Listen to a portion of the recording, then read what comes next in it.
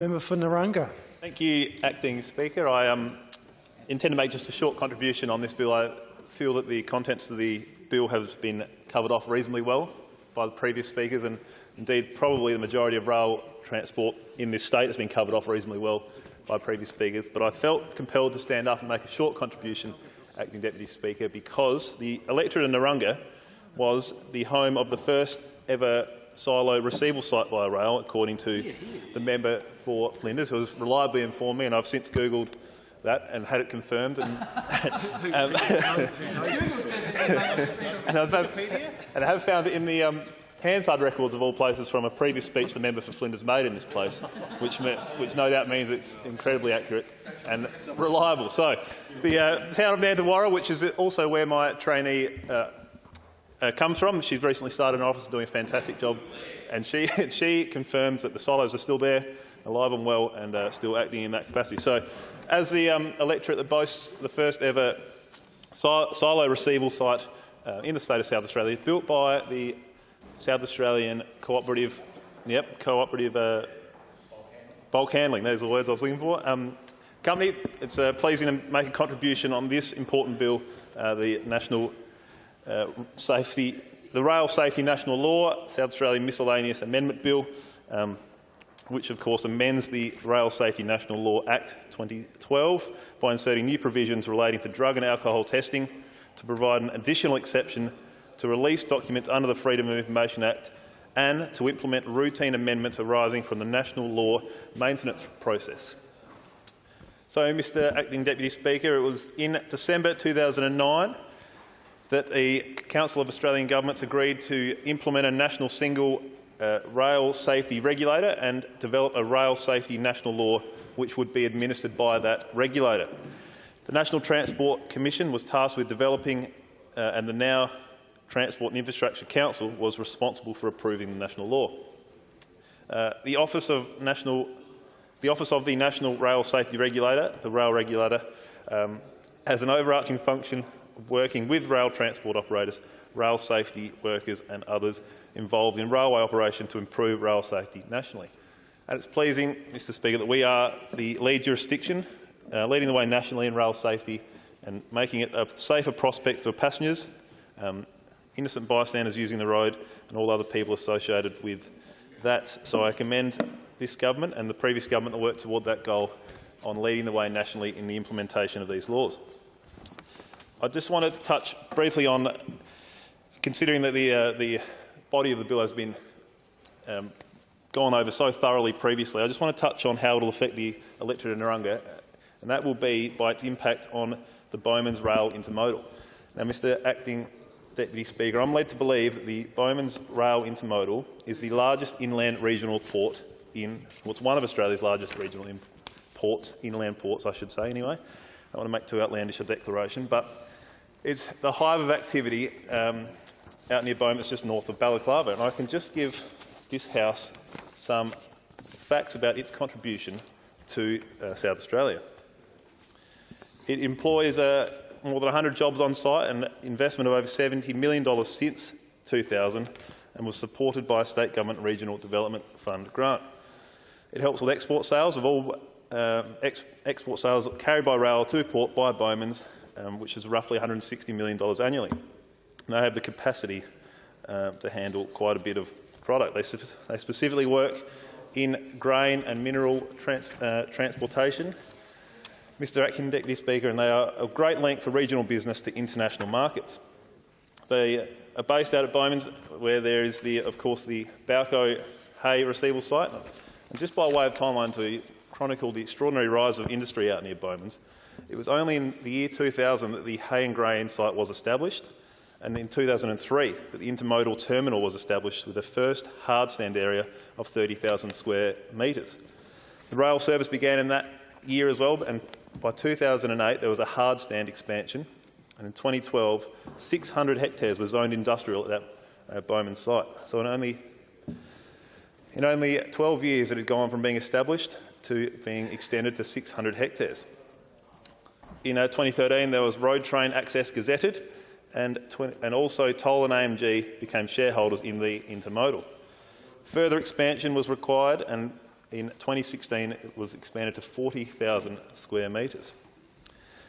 And in 2016, the Bowmans Intermodal changed its name to Bowmans Rail to more accurately reflect the future direction of the business. So it's a large employer in the electorate of Narungga, the Bowmans Intermodal or Bowmans Rail, and they do a great job of getting a large quantity of export sales to the market, international market importantly as well, Mr Acting Deputy Speaker, to get our products out onto the world stage. But I just thought I'd touch briefly on Bowmans Rail's bullish attitude towards rail trade in itself, which might be a good sign for these rules going into the future to make sure the safety is carried forward. Research carried out by Deloitte Access Economics for the Australasian Railways Association in November 2017 foreshadowed an 88% increase in road freight kilometres by 2050 and about 2.5 million more trucks and light commercial vehicles on the road during that same period. At the same time, that report predicted that private vehicle travel is estimated to increase by 40% and congestion by an even greater amount. Bowmans Rail argue that greater use of rail to replace these truck movements will dramatically reduce congestion in our cities and on our country roads. The value of this has already been demonstrated by the Bowmans Intermodal near Port Augusta, where there is community opposition to large trucks in urban areas, and helping get those trucks off the road and into the rail system eases traffic congestion. That same research, Mr Acting Deputy Speaker, found that road travel is responsible for 8 times more accident costs per kilometre than rail. And these increased safety measures that we find in this new national law will help widen that gap further and make rail all the more safer than the road. It also found that road freight crash costs are estimated at 14 times more per tonne kilometre than rail. So Bowmans Rail alleges it's clearly a lot safer prospect travelling via rail than on road, and that would bode well for future, especially with the improvements made in this bill. They also claim that the rail system can be a lot better for the environment. They say the road freight produces 16 times as much carbon pollution as rail freight per tonne kilometre, and one freight train can replace 110 trucks on the road. So there are benefits in the environment and in terms of safety and reduced congestion as well. So I know, having visited the Bowmans Rail, that they are looking at they've already got a busy workload and looking to expand further and continuing to get products out to the international market. The grain coming from the western part of the YP this year went a lot of it went to Bowmans for distribution out to the eastern states. Such was the demand for it out there this year. And they're looking at continuing to expand and provide further benefits to a wider range of customers into the future. I know that the service they already provide to Bowco and AGT, who share their site out at the Bowmans area, the acreage that we've already referred to, are all appreciative for the service they offer, and indeed their contribution is reflected in the Bowmans Rail logo for those that are interested. So in acknowledging the significant impact that it will have on the electorate in Narungga and the increased safety for the wide range of people that work on that Bowmans site and that rail service, I commend the Minister for leading the way nationally and becoming the lead jurisdiction on this bill. I won't touch too much more on the bill after having heard a great deal about it already, but I just thought I'd make those brief comments about the benefit that we're likely to see and the benefits that rail might hold more widely. So with that, I commend the amendment bill to the House. Member for Davenport.